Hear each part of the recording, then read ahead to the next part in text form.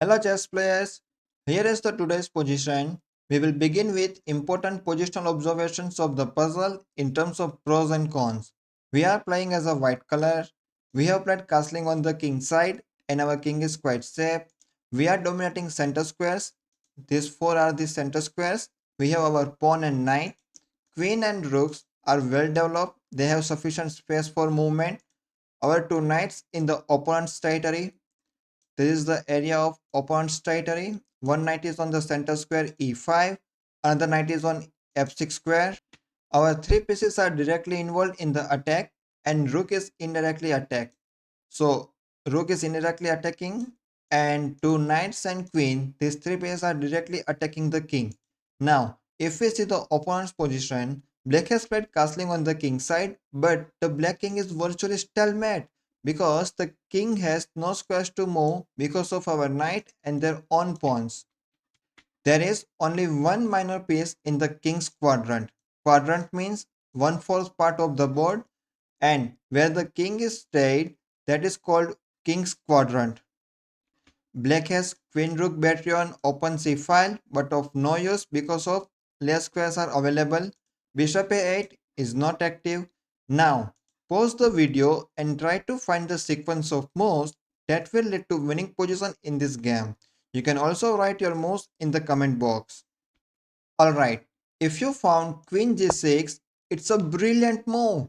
We are offering our queen so that we can checkmate the opponent in upcoming moves. Let me show you how. At this position, black has only one best move, that is queen c2. Because if we play queen capture pawn check, then black can defend this checkmate by capturing our queen. That's why black played queen c2. Rook h3, an in-between move. We are adding one more attacker and we are still offering our queen to black's player because in case queen capture queen, then knight capture queen, pawn capture back and rook capture h7 will be checkmate. So we played we played rook h3. Now, in case pawn capture queen, we can directly checkmate the game by rook capture h7 because the queen is blocked because of their own pawn on g6. So that's why queen g6 is a brilliant move and solution of the puzzle. You may think about why not queen h5 because here black can easily save the checkmate by pawn h6. So that's why queen g6 is the only solution. We have solved this tricky position, but it is important to comprehend the steps that brought us to this tactical position. Therefore, let's begin from the starting. Remember that our aim is not to keep all the moves in our mind, but piece placement and coordination are important. I have shared PGN file in the description box. White started the game with pawn e4, e5, knight f3, developing a minor piece and attacking on center squares and free pawn on e5, knight opposite knight. Black is also developing their minor piece and defending the center pawn e5, bishop c4, developing one more minor piece, controlling center square d5 and attacking towards the king on f7 square, bishop c5. Here we arrived at our opening Italian game Guico Piano variation.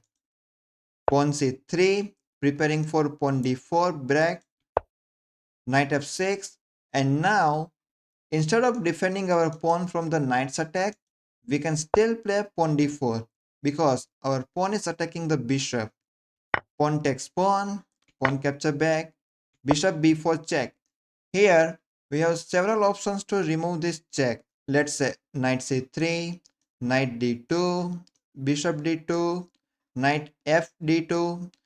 But in this position, the best move is bishop d2. Bishop takes bishop. Now we can capture with both the knights, but we should capture with knight on b1 square because this is developing our knight and getting our piece in the games. Pawn d5, pawn takes pawn, knight capture back. Here we have an opportunity to capture this knight, but black is having a backup of queen behind. That's why developing our queen and creating battery on this diagonal. So bishop queen battery threatening to capture knight on the next turn. Black is defending with knight ce2 because now black has two defenders against our two attackers. Castling, completing our opening part and also preparing to get our rook on the open e file. C6, opponent is threatening their knight, preparing knight outpost on d5 square. Rook f e1, getting our rook in the game and also pinning the knight e7. Black is playing castling and also relieving this knight from the pin. Now, once we develop all the pieces, it is time to create weaknesses in the opponent's area. So here, we can target the c6 square and the move is pawn a4. Aim is threatening a weakness by pawn a5, a6 so that we could create threat with rook c1 or knight e5 to capture pawn c6. Now, black is continuing a game with pawn b6, stopping us to play pawn a5, knight e5, improving our knight on the center square, bishop b7, black is developing the bishop and defending the pawn c6, and here we can play pawn f5 because the pawn b6 is pinned. If pawn capture pawn, we can get a hanging piece bishop with our queen. That's why opponent is avoiding that and developing the rook on c8 square. Now knight e4, getting one more piece on the center square. Queen c7, black is improving the queen position. Pawn a6, kicking a bishop and bishop has only one square, that is a8. Queen s3, improving our queen in the opponent's territory, and we are also trying to create more attackers on h7 square because the knight is absent from the best square. Remember, knight near the king is the best friend of the king because it is controlling so many squares with L shape. Now, black continuing a game, knight f4, improving their knight in our area and also attacking our queen. So this is a very simple threat. Queen g4, defending our queen, attacking the knight and also creating a pin on g7 square. Knight e d5, opponent is improving the other knight position, defending their knight on f4. Rook a3, elevating our rook so that we can get the rook on either g3, f3 or h3 to create strong attack on the black king. Knight e6, opponent is maneuvering the knight.